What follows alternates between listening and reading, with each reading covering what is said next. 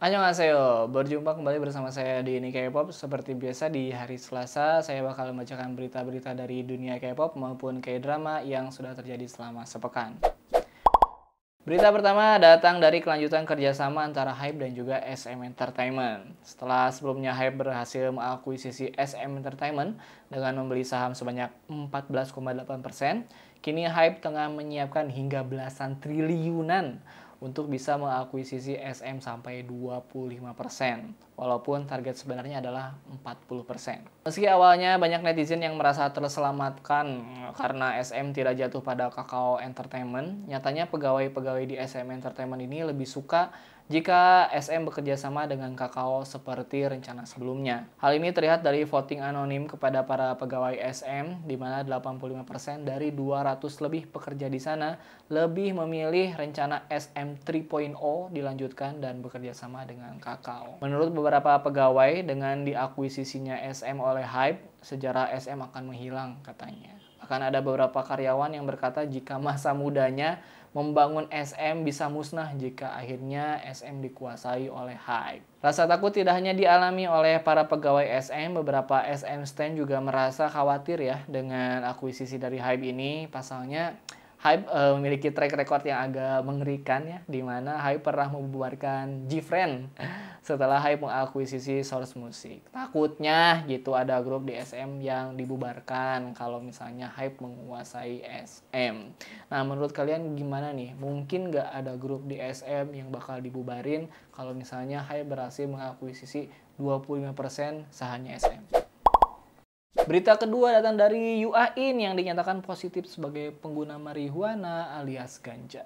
Ketika diselidiki oleh polisi saat kemungkinan adanya penggunaan propofol ya secara ilegal, ternyata aktor UAIN ini justru dinyatakan positif menggunakan marihuana atau ganja. Penyelidikan pada UAIN ini dilakukan pada 5 Februari lalu setelah aktor ini kembali dari Amerika Serikat.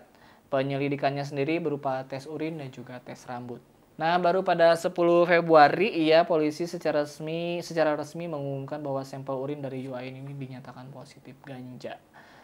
Sebelumnya pada 8 dan juga 9 Februari, polisi ini sudah melakukan penggeledahan dan juga penyitaan di berbagai kantor dokter dan klinik di daerah Gangnam dan juga Yongsan, Seoul. Soalnya ada dugaan ada pihak yang memberikan propofol pada UAIN secara ilegal sejak tahun 2021. Lumayan lama juga ya. Pihak dari agensi UAIN sejauh ini mengatakan jika pihaknya akan bekerja sama dan juga proaktif selama penyelidikan berlangsung.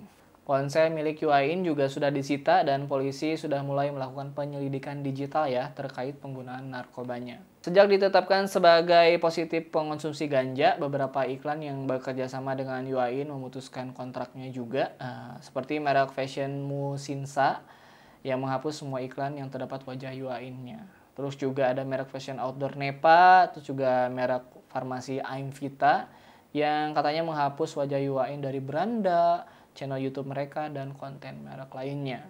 Salah satu brand yang cukup gede dari Cina yaitu Crowquiz juga menghapus jejak UAIN dari iklan mereka. Sejauh ini belum ada kabar lagi ya soal hukuman apa yang akan diterima oleh UAIN, entah itu penjara atau rehabilitasi. Atau mungkin, wah, kayak Bang Perdi. Jadi mari kita tunggu aja berita selanjutnya.